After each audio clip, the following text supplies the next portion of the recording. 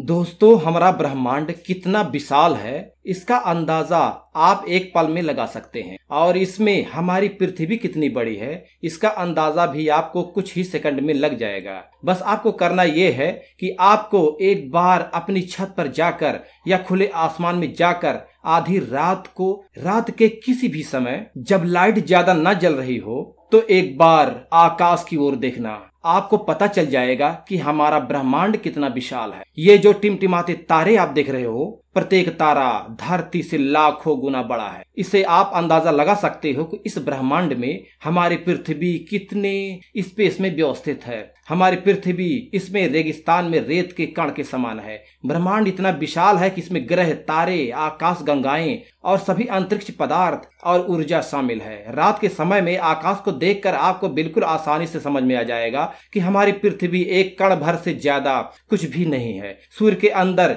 1.3 million से भी ज्यादा पृथ्वियां समा सकती हैं, यानी 13 लाख पृथ्वियां सूर्य में समा सकती हैं। और सूर्य हमारे सौरमंडल का एकमात्र तारा है और सूर्य कोई सबसे बड़ा तारा नहीं है। सूर्य से कई गुना बड़े तारे इस ब्रह्मांड में मौजूद हैं, लेकिन एक सर्किल आकाश गंगा में 100 बिलियन से भी अधिक तारे हैं, जिसे हम मिल्की वे कहते हैं। यानी कि हमारी आकाश गंगा में कई बिलियन यानी कि 100 बिलियन से भी ज्यादा तारे मौजूद हैं। तो हमारे सूर्य का वजूद आप समझ सकते हैं। और वैज्ञानिकों के अनुसार ब्रह्मांड में 100 बिलियन से भी अधिक आकाश गंगाएं हैं। वैज्ञानिक अभी भी ब्रह्मांड के बारे में 5% या मैं कहूंगा कि 0.5% से ज्यादा कुछ भी नहीं जानते हैं। तो आज हम अंतरिक्ष के बारे में कुछ ऐसे ही रोचक तथ्य जानेंगे जिनके आधार पर आपकी अंतरिक्ष के बारे में जानकारी बढ़ेगी और ये आपको हर मोड़ पर काम आने वाली जानकारी है। ब्रह्मांड का केवल 5% सामान्य अर्थ से बना है, बाकी का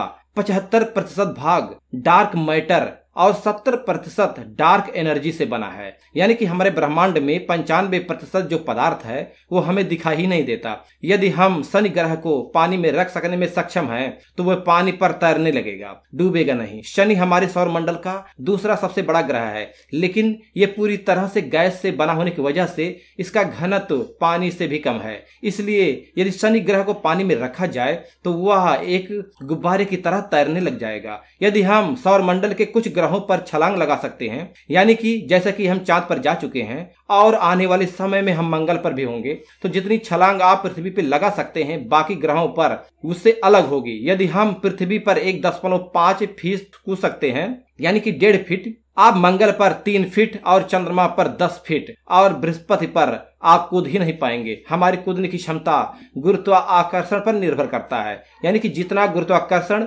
उतना ही ज्यादा हमारी कूदने की कैपेसिटी कम हो जाती है। जितना कम गुरुत्वाकर्षण उतना ही ज्यादा हम कूद पाएंगे। आइंस्टीन के अनुसार जो तारे हम रात में देखते हैं वो वास्तव में उस समय वहां पर होते ही नहीं है। हम उन्हें लाखों हजारों वर्ष पहले की स्थिति में छोड़े गए प्रकाश को देखते हैं। जो प्रकाश कई साल पहले वहां से चला था, हम उसी को देख रहे होते हैं। आज की तारीख में वो तारा वहां पर है या नहीं, इसकी कोई जानकारी हमें नहीं है। क्या आप जानते हैं कि अंतरिक्ष से देखने पर सूर्य सफेद दिखाई देता है, जबकि यह हमारी धरती से थोड़ा अलग रंग में दिखाई देता है। सूर्य का पूरा घूर्णन 25 से 30 दिन में पूरा हो जाता है। यानी कि जिस तरह से हमारी पृथ्वी अपने अक्ष पर 24 घंटे में एक चक्कर पूरा करती है, वैसे सूर्य अपना एक घूर्णन काल 25 से 35 दिन में पूरा करता है। हेली नाम का धूमकेतु पृथ्वी से 75 वर्षों में एक बार दिखाई देता है। यह अंतिम बार 9 फरवरी 1986 को देखा गया था और अब आगे जुलाई 2061 में दिखेगा। यदि अंतरिक्ष में एक ही प्रकार के धातु के टुकड़ों को आपस में मिलाएंगे तो वह अस्थायी रूप से जुड़ जाएंगे। इस प्रक्रिया को कोल्ड बेल्डिंग के रूप में जाना जाता है, क्योंकि वहां पर कोई हवा नहीं है। इसलिए जब इनको मिलाया जाता है तो एक वैक्यूम क्रिएट हो जाता है और एक दूसरे को परमानेंटली पकड़ लेती हैं, परमानेंटली जकड़ लेती हैं। कोका कोला एक ऐसा शीतल पेय है जिसे अंतरिक्ष में पिया गया था और यह पहला भोजन के तौर पर सेब को खाया गया था। चंद्रमा पर छोड़े गए पैरों के निशान ये या किसी भी प्रकार का निशान गायब नहीं होगा, क्योंकि वहां कोई हवा नहीं है जिससे वे निशान मिट सके, बशर्ते वहां पर कोई हेलीकॉप्टर या फिर मानव ड्रोन न उतरे जिसकी वजह से उसके पैर के निशान खराब हो जाएं। आपकी जानकारी के लिए बता दूं कि अब जो चंद्रयान 3 गया है उसके रोवर के पहिए में कुछ ऐसा निशान बनाया गया है जिससे जब रोवर चांद की सतह पर मूव करेगा तो एक तरफ तो ये हमारे अशोक चक्र को प्रिंट करेगा और दूसरी तरफ इसरो का नाम प्रिंट करेगा। करेगा, जो कि आने वाले लाखों सालों तक वहां पर जाने वाले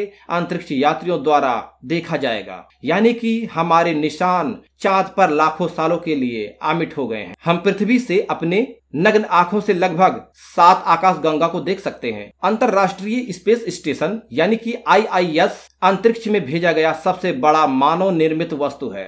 ये अंतरिक्ष में भेजी गई सबसे महंगी वस्तु भी है। और आपकी जानकारी के लिए बता दूं कि इसे अंतरिक्ष में ही असेंबल भी किया गया है, इसे धरती से ऐसे ही नहीं भेजा गया है। अंतरराष्ट्रीय स्पेस मिशन ISS पृथ्वी की 90% अधिक आबादी को दिखाई देता है। इंटरनेशनल स्पेस स्टेशन तीव्र गति से चलते तारे के समान दिखाई देता है। यदि आप कभी भी रात में देखेंगे तो ये आपको हर 2 घंटे के बाद दिखाई दे जाता है। अंतरराष्ट्रीय स्पेस स्टेशन हर 92 मिनट में पृथ्वी की परिक्रमा पूरी करता है। इंटरनेशनल स्पेस स्टेशन की गति 17,150 मील प्रति घंटा है। शनि के चंद्रमा यानी कि उपग्रह टाइटन में प्राकृतिक गैसों के तरल महासागर हैं। ये हमारे सौर मंडल के इकलौते ऐसी अंतरिक्ष वस्तु है जहां पर पृथ्वी की तरह नदियां भी बहती हैं और पहाड़ भी मौजूद हैं। मंगल की सतह लोहे की ऑक्साइड से बनी है, इसलिए मंगल ग्रह लाल दिखाई देता है, यानी यह हमें लोहे के जंग की तरह दिखाई देता है। यदि आप पृथ्वी के एक पेन के नोक के बराबर के